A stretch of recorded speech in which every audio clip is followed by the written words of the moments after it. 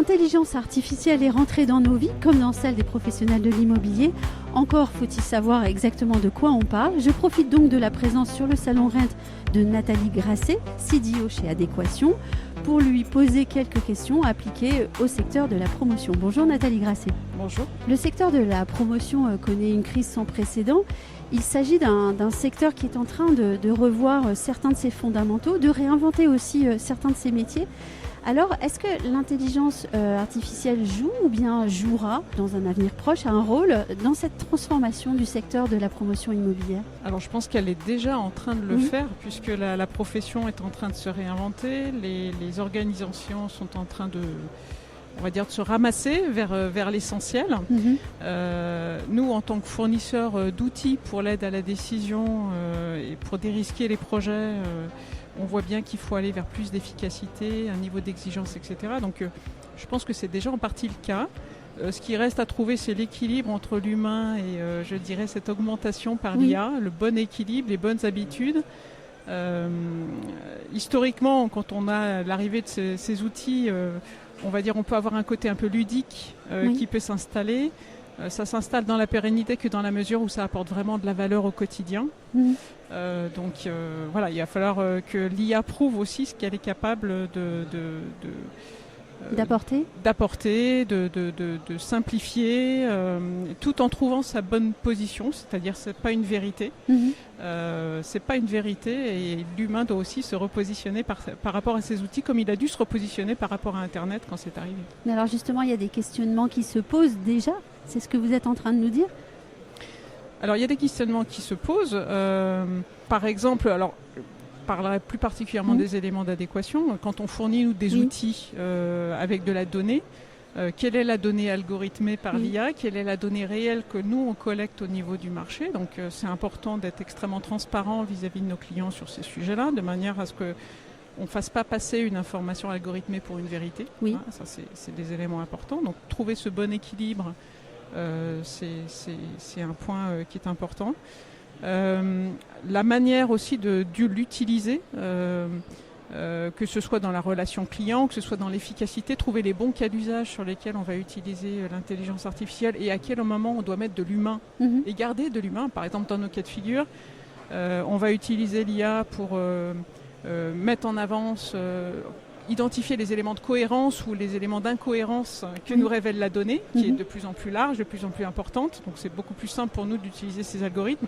Par contre, la compréhension et l'interprétation qu'on va faire de ces cohérences ou ces incohérences, elle doit être entre les mains d'un humain qui connaît le métier. C'est pas l'IA qui va pouvoir faire des propositions parce qu'on peut faire dire n'importe quoi à l'IA aussi très facilement. Donc c'est très important de bien la corréler en permanence à la réalité du marché et au terrain. Ce que j'entends quand je vous écoute, c'est aussi un rapport à la vérité qui est en train de se redéfinir.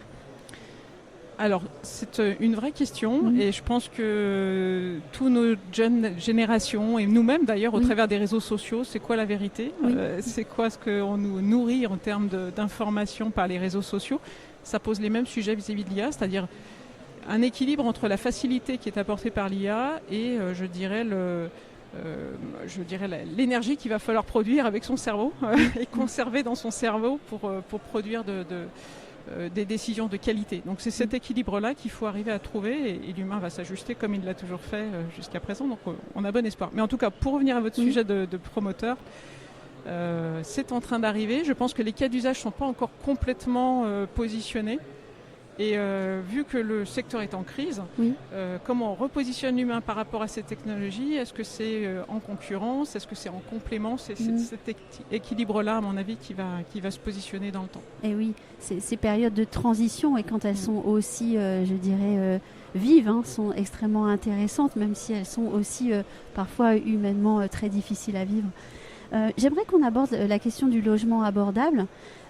Il se dit que l'une des difficultés du secteur de la promotion est liée à son incapacité à rencontrer désormais la demande de son client, en fait, et je m'explique, parce qu'il n'y a rien je ne juge personne, à pouvoir être en capacité de proposer au client un logement qui lui soit possible de payer, en fait, d'avoir un logement abordable. Le logement abordable, d'après vous, sera-t-il possible à nouveau grâce à l'usage d'outils comme l'intelligence artificielle? Alors, je n'aurais pas la prétention de répondre à cette importante question et je crois qu'il y aura pas mal de monde et d'experts autour de la table pour pouvoir y répondre. Je pense que l'IA nous permet aujourd'hui de décortiquer des données qui sont non évidentes dans les structures de coûts. On va se rapprocher du foncier, on va se rapprocher de données un petit peu sensibles aujourd'hui qui sont très difficiles à approcher quand on construit ou quand on négocie un prix. Et donc l'IA nous aide à approcher ça pour arriver à un prix objectif et pour négocier au bon prix un certain nombre de choses. Donc déjà dans la structure de coûts du business plan, on devrait pouvoir fournir aux promoteurs des éléments de décision ou des éléments d'aide à la négociation qui sont des éléments importants dès le départ, on va dire. Voilà. Après, l'autre aspect qu'on identifie nous dans nos solutions, c'est qu'avec les systèmes de démembrement et on va dire les produits un petit peu complexes qui sont à l'heure, on a besoin de beaucoup de données pour nourrir ça, pour nourrir les décisions, nourrir ces fonctionnements-là. Donc ça nous aide aussi à proposer des structures qui permettent de répondre à ces besoins. Alors c'est un peu confus ce que je suis en train de vous dire, mais globalement, vu la complexité des modèles, pour avoir un logement abordable, on va vers des modèles de plus en plus complexes, on va vers des niveaux de négociation qui doivent être au plus justes. L'IA peut nous aider à approcher ça. Maintenant, c'est évidemment pas la seule manière de traiter ce problème. Évidemment, entendu. Ma dernière question sera un clin d'œil et une question qui est posée avec un sourire. J'écoutais hier soir l'écrivain Amélie Nothomb et le journaliste lui disait que l'intelligence artificielle est désormais capable de faire un roman à la façon de Amélie Nothomb, et ce journaliste lui a demandé si elle avait peur que son métier d'écrivain disparaisse. Évidemment, il y avait là beaucoup d'humour, mais quand même la question était très intéressante. Et cet écrivain a répondu qu'elle n'avait absolument pas peur, avec d'ailleurs beaucoup de force dans sa réponse, parce qu'elle est persuadée qu'elle consomme bien moins d'électricité que l'intelligence artificielle et que ceux qui ne consomment rien ou peu perdurent longtemps. Quelle réflexion vous inspire cette réponse d'Amélie Nothomb ? Alors même si elle est sous le ton de l'humour, je la trouve extrêmement pertinente parce qu'il y a un vrai sujet autour de l'IA et en plus vous touchez du doigt une des IA les plus consommatrices d'énergie qui est les ChatGPT & Co, on va dire. Donc c'est l'IA qui est le plus gourmand. Alors il y a d'autres IA plus économes, donc il ne faut pas non plus tout mettre sous le nom de ChatGPT.